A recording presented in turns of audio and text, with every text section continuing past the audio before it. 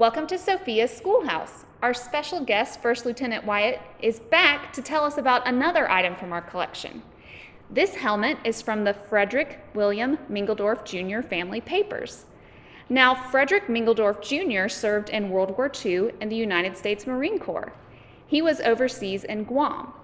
His father, Frederick William Mingledorff Sr., served in World War I, and this family's paper has military memorabilia from both the World Wars. Today, Wyatt wants to tell us a little bit about this helmet and what we can learn about World War II from it. Wyatt, go ahead. Thank you very much.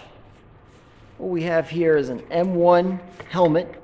This was standard issue throughout most of the Second World War to almost all U.S. military personnel, Air Force, Army, Marine Corps, Navy. They wore it on ships. Anytime you'd be in a threatening environment, there'd be shooting going on, you would have your M1 helmet.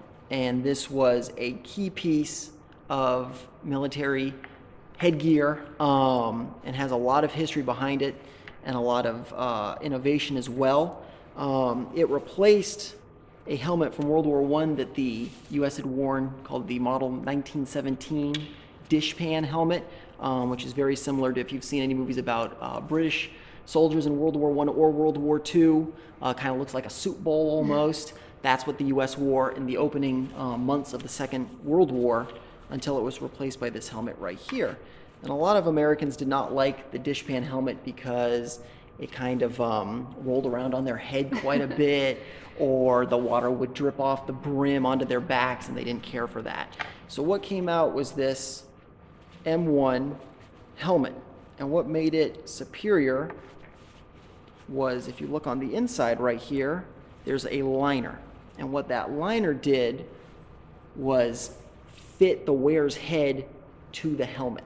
Okay. So while most helmets for most major combatants in their countries might roll around and shift, if you're getting up, running, taking cover, that can be a real detriment to somebody. Right. But with this helmet, it fit snugly to one's head, and it was this protective shell that was the uniform size, not the entire helmet system itself.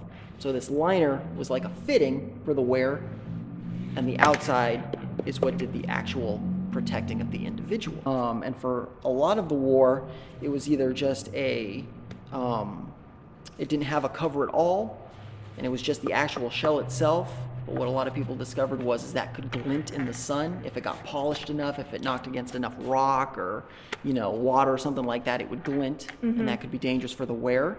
So what they started to do was put nets over it. If you've ever seen any of those D-Day movies or Normandy movies, there's kind of like a fishnet covering.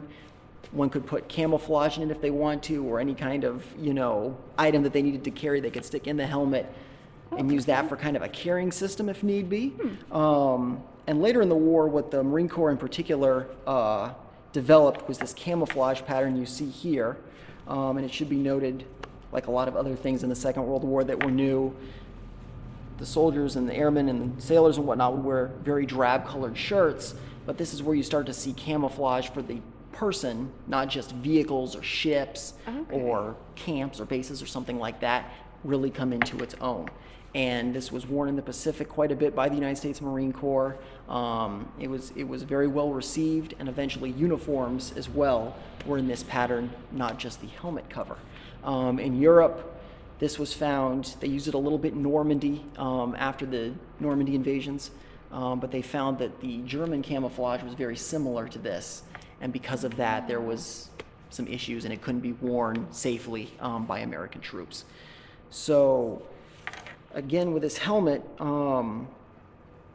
it became really not only for the United States military, but for a lot of armies in the world, a lot of NATO allies, for example, or other militaries of governments we supported through the Cold War, for example, received helmets just like this.